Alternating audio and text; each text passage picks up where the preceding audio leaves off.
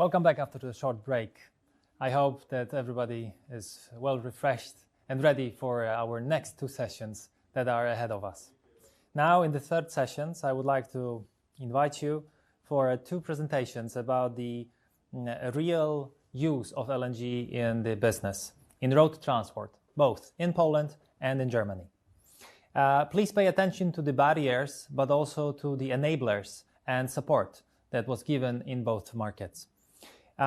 In the second part of the discussion, in the second part of the session, we will be having a discussion with our fellow organizations that are supporting LNG in Western Europe regarding how to promote LNG better and how to remove barriers stopping development of LNG.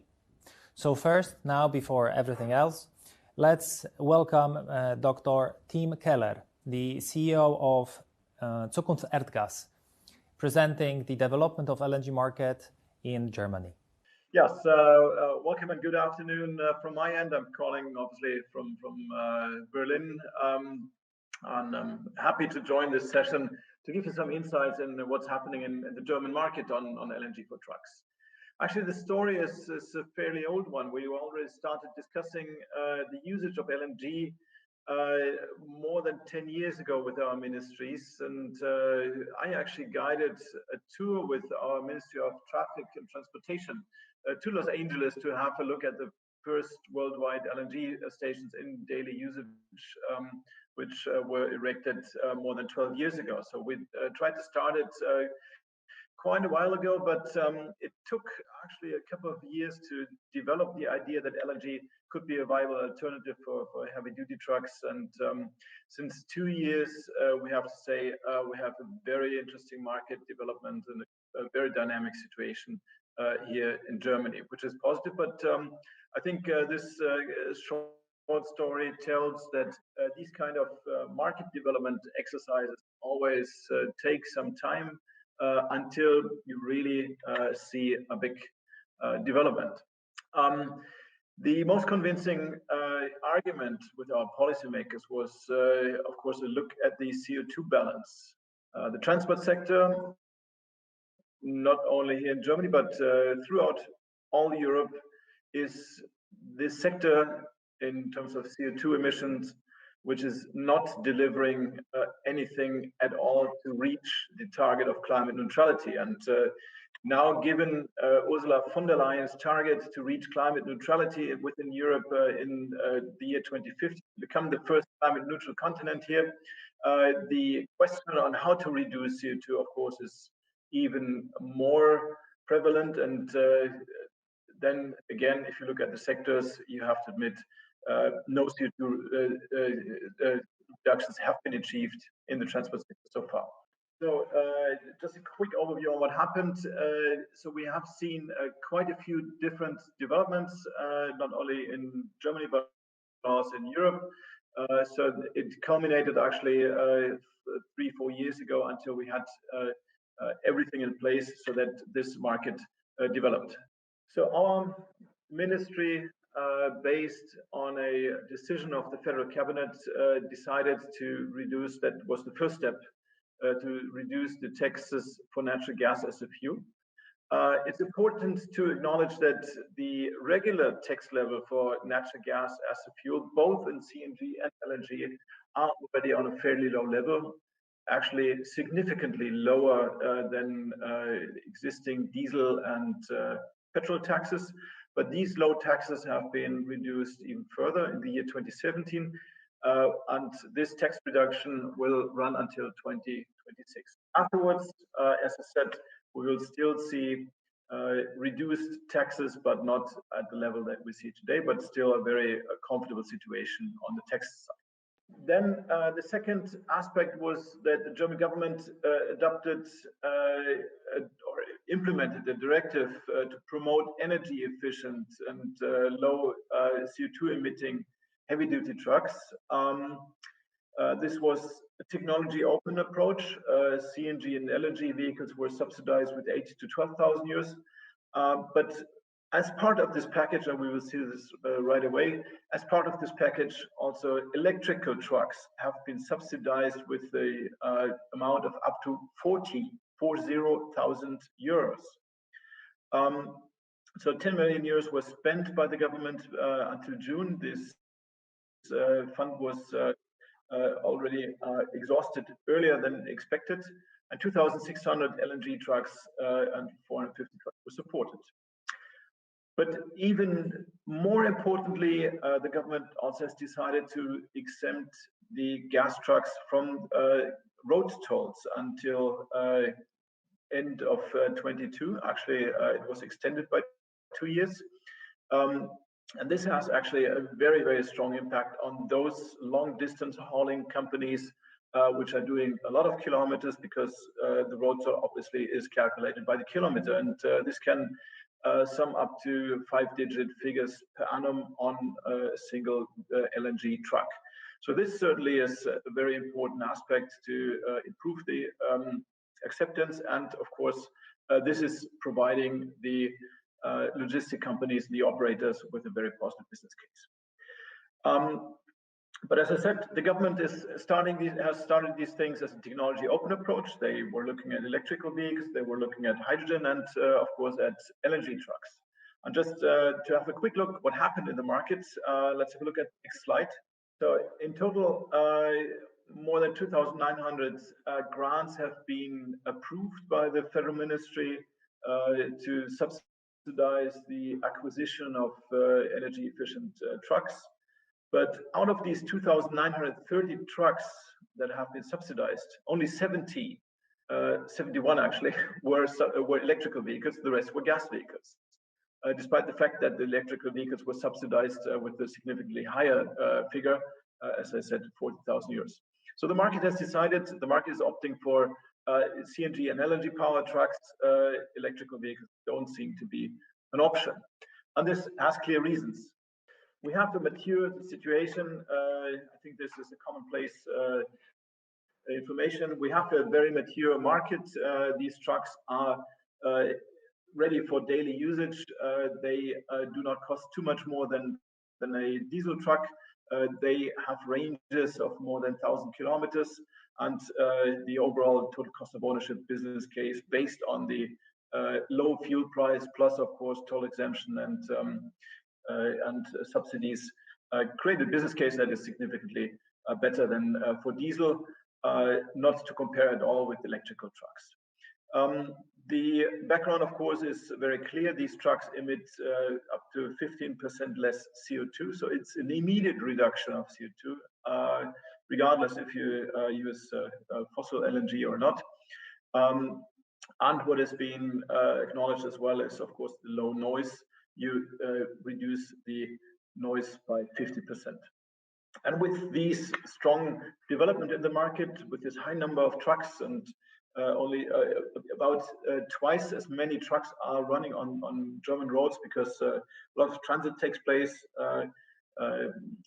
So half of the trucks that are running on the German autobahns are German trucks, German registered trucks. The other ones are coming from all over Europe. So Germany is developing itself to a big LNG hub. And this, of course, next slide, please, implies that the filling stations are being developed.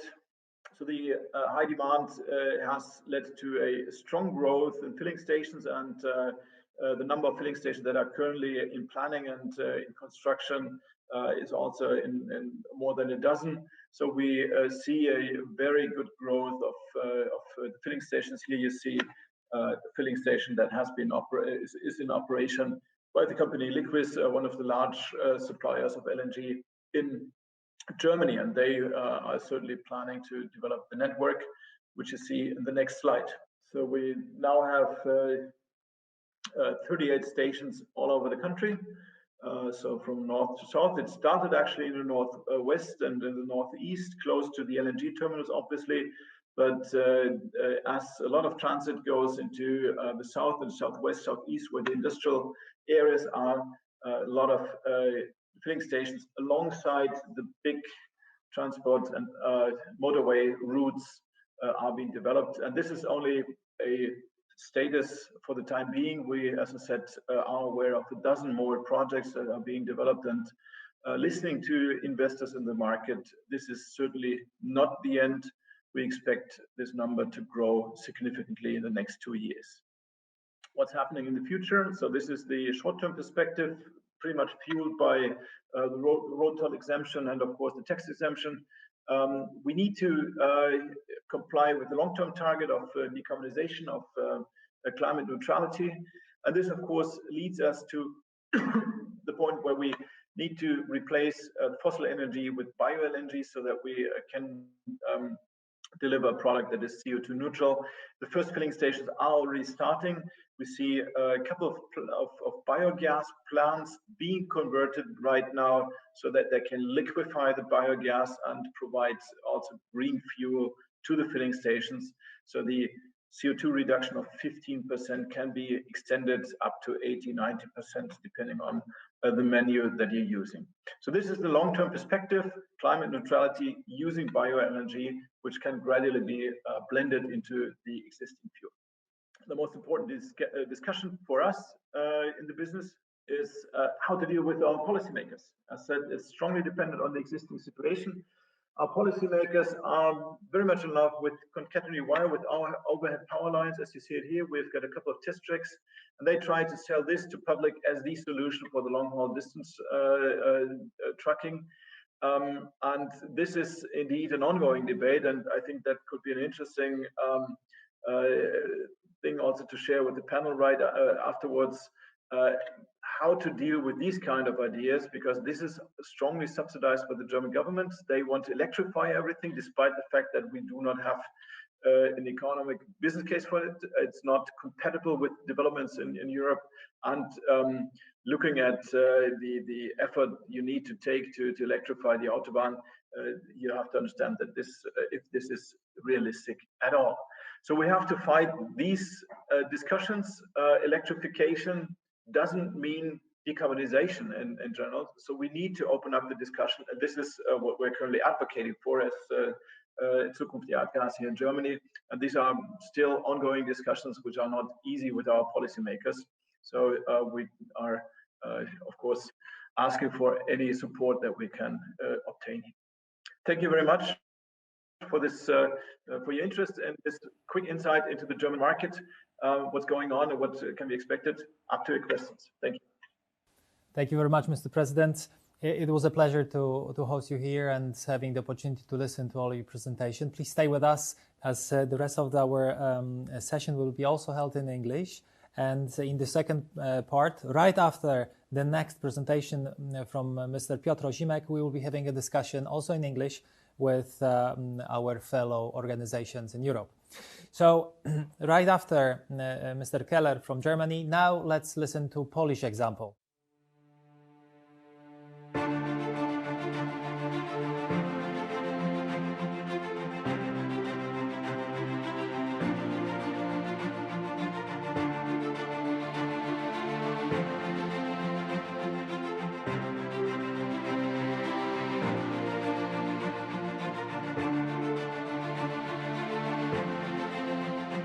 Welcome, Mr. President. It's nice to have you with us once again. We count now on a big dose of details relating to, well, how it happened that you migrated to LNG. Witam serdecznie po raz. Welcome cordially. Once again, I would like to present how it happened. As you asked the question that we migrated to LNG, we did it together with Iveco. Iveco Poland encouraged us. Their representative did a great job in us becoming one of the first companies to implement LNG. Well, it's not a big deal to sell a car, but the important thing is to implement the whole system. At the beginning, it was pain in the neck. Once in a while, I was really regretting that I took the decision, but now the situation is different. Economic results, and I would like to, not like in previous steps, I spoke of law and legislation, but for economic reasons, I will now talk as an owner of a company, of a transport company, whether it's worth it, whether it's worth adopting it. Ladies and gentlemen, after 18 months of operating those trucks, after teething period of this project, also we as employers, as operators of those trucks, we had to learn how to operate them. We had to train the drivers. We had to teach them how to use the truck. So it took us some time. And given that, I would like to present a calculation, whether it pays off, whether the effort pays off. But before I do it, I say it does pay off, but this relates to companies that have at least 10 trucks. With one truck, the owner will be cursing the world. He will be cursing extra work, but with 10 trucks, he will come to the decision that it's worth the effort. I would like to present the profitability calculation. First slide, please. The price of LNG, 2.42 PLN net plus VAT. I'm not speaking of dumping prices, but in Poland, my company on my station in Krzywa, this is the tune of 242, 241 as of today. For this month, this is the price of energy as it is. The next slide. And then the consumption of LNG, when you compare it to LNG in diesel, it's only 0.9. So if we translated 25 liters of diesel oil consumed by Euro 006 truck with LNG, it will be consuming about 23 kilograms. What's the reason? The next slide, it will indicate it. This results from a difference in heating value. The heating value of gas is about 50 megajoules from 1 kilograms, but the heating value of diesel oil is about 42 as of today.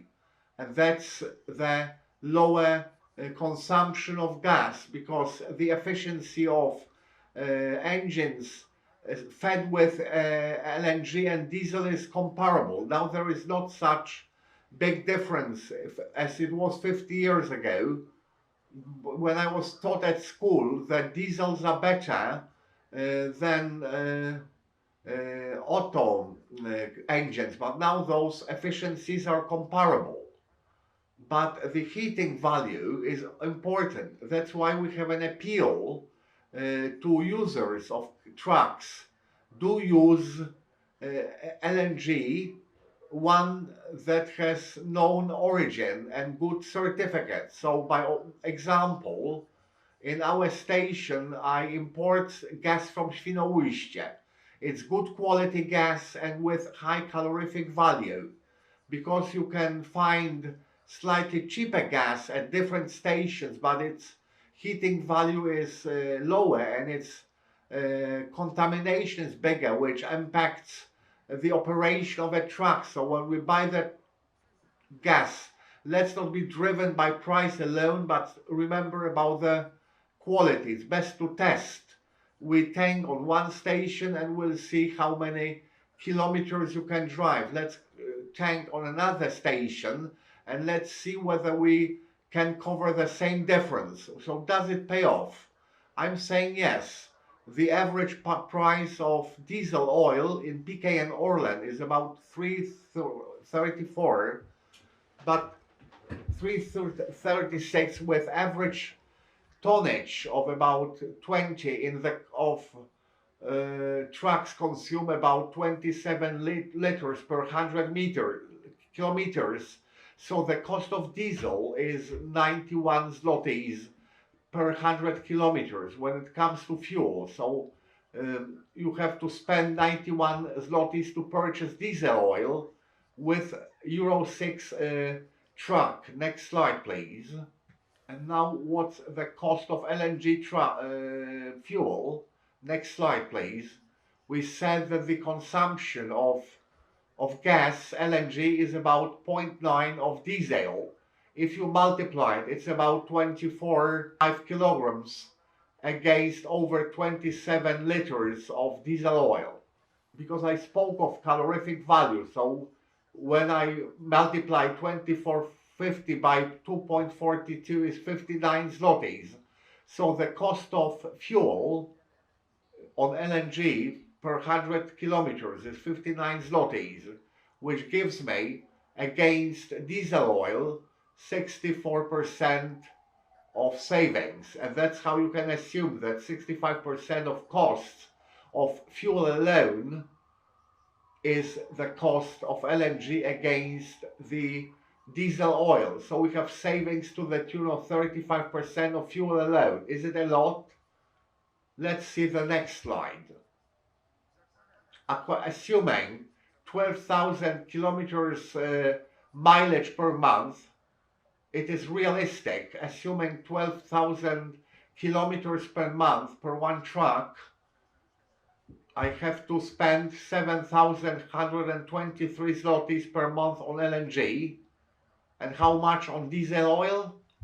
And the same mileage on diesel oil, I need 10,987 zlotys. The calculation is simple. So we may save a lot of money.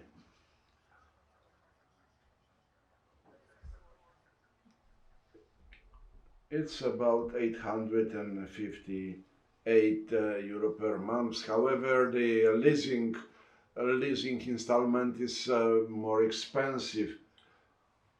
So the leasing installment is higher by 550 euro. Also, the maintenance cost is higher by about 100 euro per month, comparing to the diesel fuel running trucks. Also, the cost of insurance is higher by 26 euro per month because of the higher purchase price.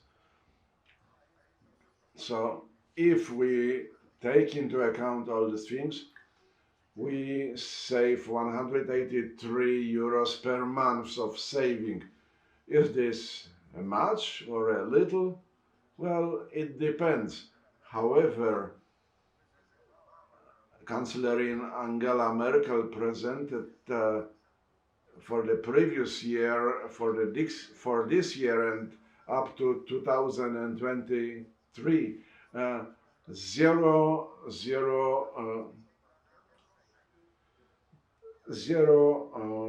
toll for vehicles running on LNG.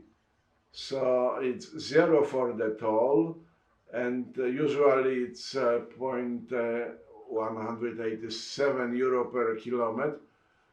And multiplying this 187 per kilometer times 8,000 kilometers a month, this is nearly 1,500 euros per month. So the total sum of the saving from the toll and the cost of fuel is 1,670 euros per month. And practically, it's about 1,500 euro of saving per month per every single LNG running vehicle. So comparing to the cost of operation of trucks running on diesel fuel, you see that difference. Well, if we assume that a typical truck uses some 24 liters of diesel fuel per 100 kilometers, comparing with 22 liters of LNG per 100 kilometers, we have 2 kilos of saving. And this can be translated into 9,676 zlotys of saving per month. So we have 34% of saving. Previously, for a higher consumption, we had 35% of saving, and now it's 34% of saving. I just wanted to prove that this is just a comparable order of magnitude, from 30 up to even 37% of saving on fuel alone. So per month it was about 1,551 euro, and these are real savings. What else can I say? Because we've been operating those trucks, Iveco trucks, for more than 1.5 years. We have learned how to operate them. We survived troubles, and we've learned how to operate them. We have experience, and we may say that it's worth to switch to LNG. But there must be some minimum number of trucks in the fleet, because it doesn't make too much sense for a single truck. However, for several trucks, this saving is multiplied. And during the break, I was called from my colleague from Tarnowskie Góry, and he asked me, does it make economic sense? And I invited him to participate in our conference.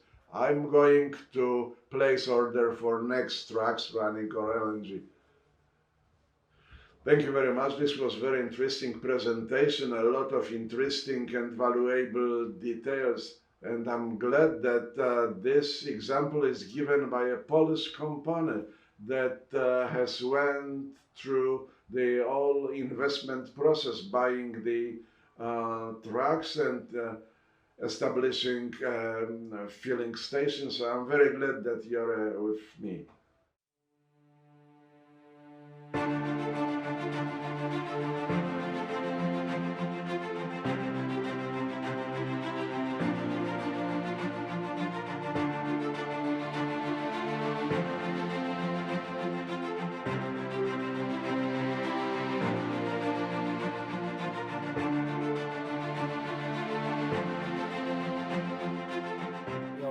Learned about the barriers, opportunities, support that was given and faced by our Polish partner, by our Polish guest, but also we heard it from Germany about the changes and development of LNG. Understanding this and knowing all of that, let me introduce you and welcome to our meeting our fellow representatives from fellow organizations supporting LNG in Europe. Please welcome Mr. Andrea Gherini, Secretary General of NGVA Europe. Welcome. Please welcome also Egil Rensvik, Project Manager in Network LNG Norway, and Michał Tarka, Partner representing Polish LNG Platform. Gentlemen, welcome to our conference. Can you hear me well? Much, Marcin. Good afternoon to everyone. Nice to see you all. Splendid. Thank you very much. So, gentlemen, you were able to hear the previous presentations and the obstacles, challenges that are in front of the local entrepreneurs, but also in front of the entire markets. In your perspective, what should be the main focus that we as the organizations supporting and developing LNG in Europe, that we should focus on in the coming months? I would like to ask first Mr. Andrea Gherini, please. Thank you very much, Marcin. I think that, yes, this very moment is quite complex, and we know that the Commission just published last month the 2030 climate targets, proposing a most severe target, so proposing this minus 55% CO2 reduction versus the 1990 level. And here is the complexity of the question, but also an opportunity at the end. We know, and this was also the message from the previous presentation, that we are missing the translation into legislative pieces of the so-called technology neutrality, because this is what we are really missing in this very moment. When we touch upon the use of alternative fuels, and especially when we touch upon the utilization also and the progressive integration of renewable energy sources, we need to change paradigm. Today, what is somehow misleading is that, as we know, the battery electric vehicles fed with electricity produced with fossil energy sources is considered at zero emission. A truck running on bio-LNG or a vehicle running on bio-CNG is considered as it was running with fossil CNG. So this contribution that is really there because the bio dimension is completely compatible with the technologies that we have developed in the last 20 years around CNG and LNG, and not only on vehicles technologies, but also on the infrastructure, must be recognized. So this is I dare say that is our common target at also national level. Of course, as you know, we have also strong collaboration with the National Association, with you, of course, and also with at the European level, but I dare say also at international level, because we know that our business is also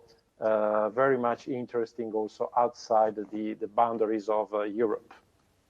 Mm-hmm. Thank you very much for this. So I understand that goals may be similar for all of the countries. Maybe we are on a bit different level of development and implementation of LNG. However, we can already work together, I believe. So what should be done? And this is the question to Mr. Michał Tarka. What should we focus on? How we can cooperate better on the European level? How we can exchange the information better? From your perspective, what could we do? Well, I believe that that what's going to be done is the direct lobbying in the Brussels with regard to the LNG and bio LNG regulations, in order to promote the producing both streams, upstream and the downstream of these processes. And what I can see, there are some gaps in the regulations, and we all, I mean the organizations at European level, at the European level and at the national level, we all should focus on those. That is now important. What I'm saying is first of all, the alternative fuels infrastructure directive, which is now under construction, as well as the RED2, so the renewable energy directive with the revision version, and as well as the fuel quality directive. All these three legal acts are now under revision, and our aim should be to cooperate with the organizations that are laying down in Brussels and cooperate together.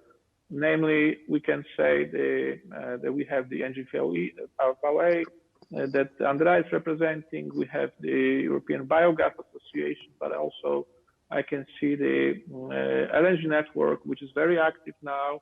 That is the new organization that probably your company Shell is also involved in, as well as GIE, Andrea mentioned before, and I believe also the Eurogas.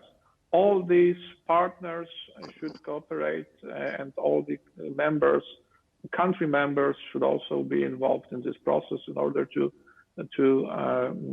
complete the regulations that could fit our needs, the LNG industry. So that's my short.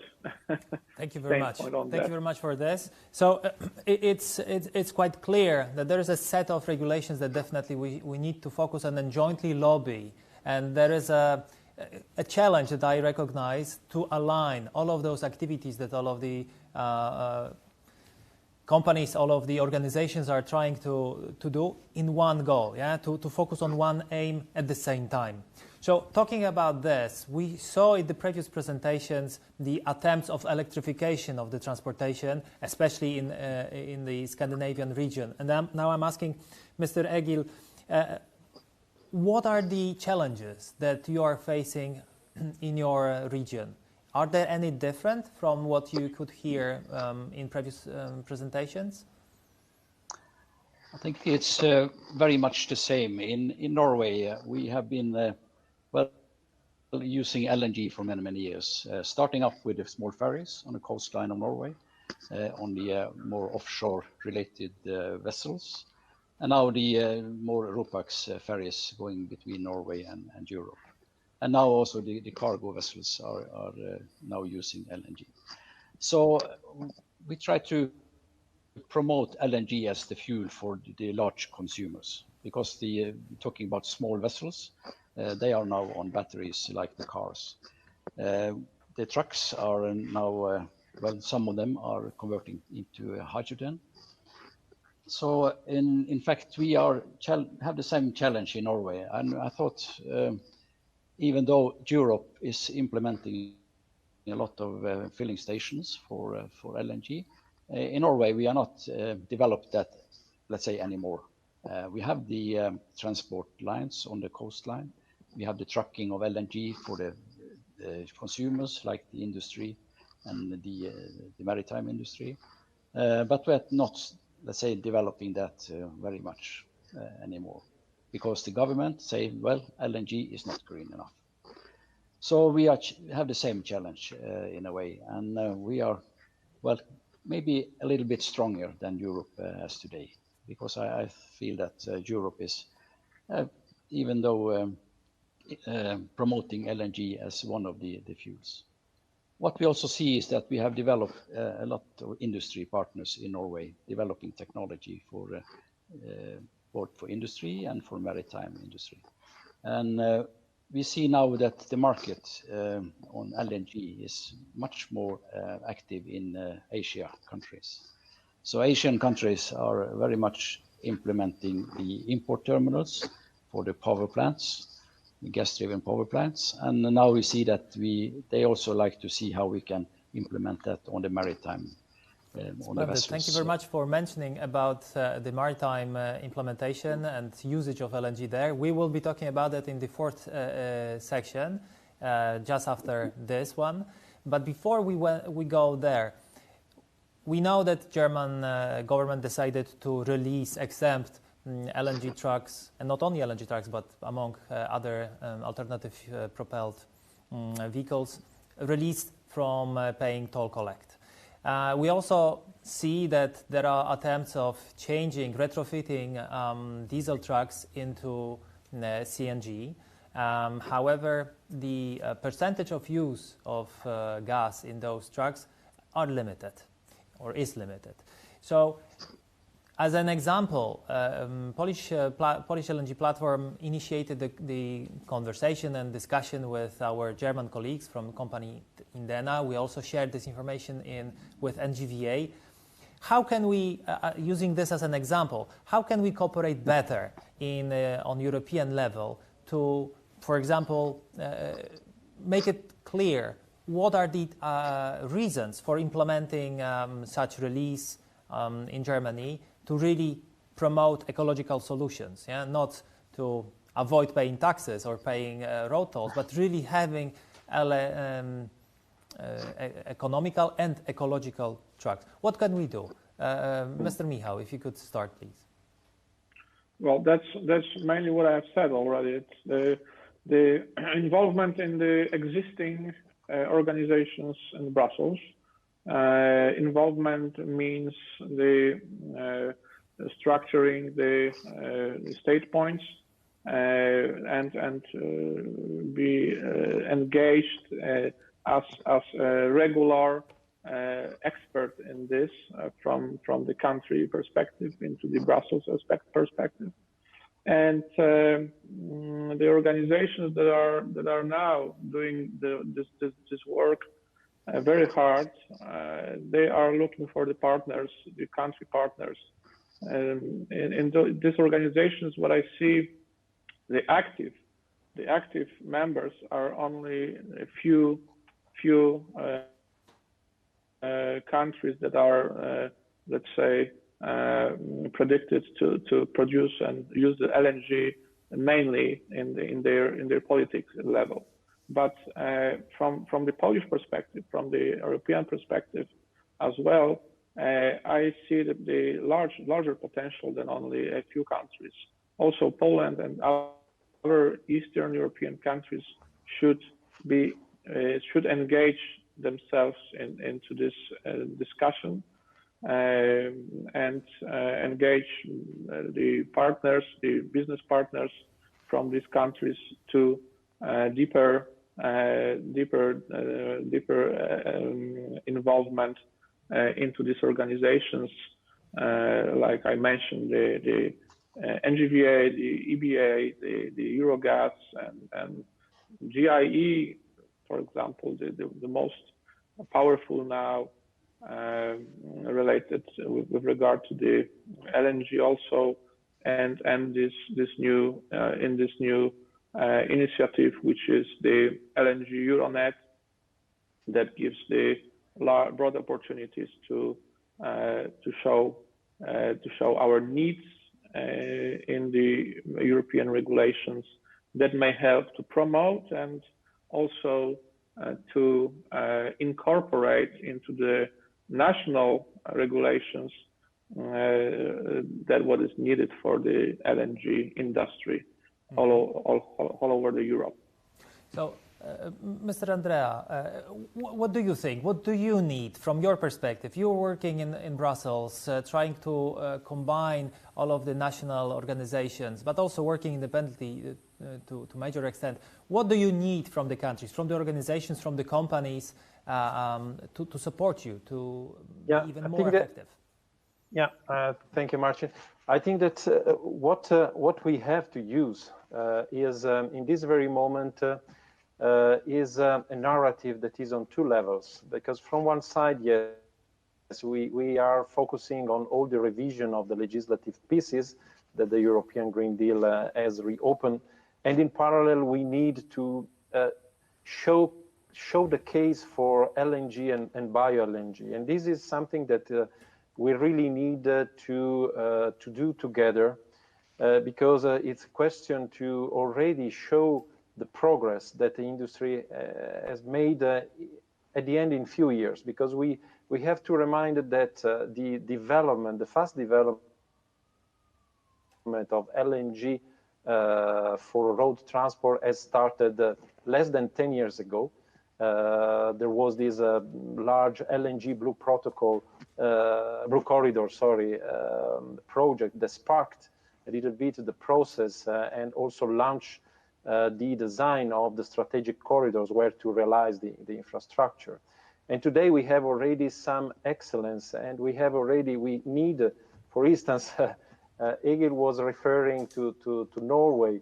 In reality, we very often refer as a champion of the Scandinavian countries, because we know that, for instance, today, we mentioned before the number of stations. We have more than 330 stations in Europe delivering LNG, and already 22 are delivering bio-LNG, and most of them belong to the Scandinavian countries, so where there is already close to 50% of the LNG that is consumed as bio. And this is somehow already providing a very powerful effect in terms of decarbonization that is silent. So we need to join forces and also have a common action in terms of communication. So we have to spread out anyway these as best practices. For this, Michael also mentioned some important organization, and it's a pity that we will publish in a couple of days, but we have a common paper with a communication action that we just ended exactly together with GIE, with EBA, and also with other colleagues from the maritime sector from LNG. So the question will be to show that first, each euro that we are investing in LNG infrastructure and technologies are not lost, because tomorrow this will be fed with bio-LNG. And bio-LNG production has already started, is scalable, is available, and it will progressively penetrate the market, and especially the road transport one, because it's the sector where the electrification anyway will take time to penetrate. And even hydrogen, that is very promising technologies, anyway has a timeline that is still long because of the infrastructure, because of the cost of the hydrogen, cost of the fuel cell technology. So we are anyway addressing a market that is a professional market with fleet owners that today are choosing the technology, looking to a 2, 3, 4% variation of the total cost of ownership when comparing methane with diesel. So we are quite far to be in a business case where, let me say, electrified solution can compete today. So we have anyway to provide this message very clearly. And the only way is to showcase already the best practice that are in place. So we know that across Europe, we have several examples from the Scandinavian countries to Spain and Portugal that were also among the first. Italy and also Eastern countries that has a huge potential for promote and develop LNG transport system. Yes, thank you very much for this. Definitely, it was already mentioned before that promotion of LNG still is a topic that especially our investors, the companies that are investing in transport, in LNG, in transport, really require, but not only in the road transport, but also in the maritime, the promotion of LNG. Yeah. There's something that it's still needed. Using the opportunity that Mr. Egil is with us, and because Norway is so much ahead, and as we could hear that half of the bio-LNG stations are already placed in Scandinavia. Mr. Egil, what would be your recommendations? What would be your tips? What shall we do in the other parts of Europe, maybe in Poland, to promote LNG even more? The statement from Andrea saying that, well, if you are investing in LNG and LNG infrastructure solution, you can easily change to biogas. And in Norway, we have not so much biogas for the time being. But in Europe, I believe there are much more development on the biogas. So I think the statement, the discussion with the government, also the statement for the government should be, well, invest in the LNG value chain, all the elements needed, and you can change to biogas and have the more greener solution in the future when biogas is available, because today it's not available everywhere. So, I see that LNG is what we call a transition fuel. So it's a start on let's say, a distribution of energy in different sectors. And this is the first one will be LNG to biogas.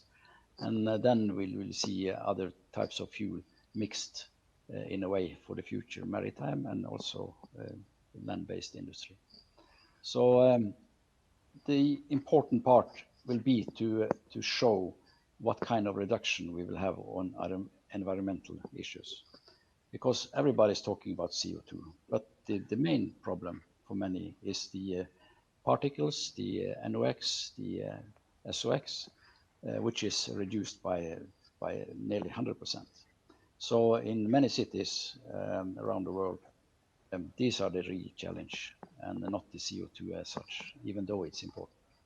Mm-hmm. And so the path is clear, yeah, from LNG to bio-LNG, and the communication and promotion, making it clear to the audience, to the public, what are the benefits.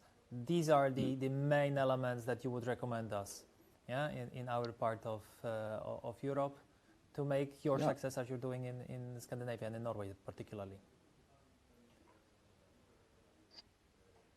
Yeah, so when you see also the development on the maritime, I know that you will discuss that later, but all the cruise vessels are now implementing LNG fueled engines. A lot of the large container vessels are doing the same. And the problem you see on, let's say, fjords in Norway, when the cruise liner come in and polluting very much, there will be restrictions on that in the future. And they have already started. And we cannot have large vessels with only batteries. The battery capacity will sink the vessel. So LNG is the first step to reduce the emissions. So I think that is some of the communication we also have to send to the politicians, that large consumers, LNG will be the first step, and then bio. All right. Many thanks for your participation. Many thanks for all of the good comments and ideas that came up. We will try to summarize all of the findings, all of the elements in the summary of this whole conference, but also in Poland you will be able to see the papers that will come as an answer to most burning questions and most burning issues that we're facing in LNG. Once again, thank you very much, gentlemen, for your participation, for your time, and for honoring us being with us. Thank you very much.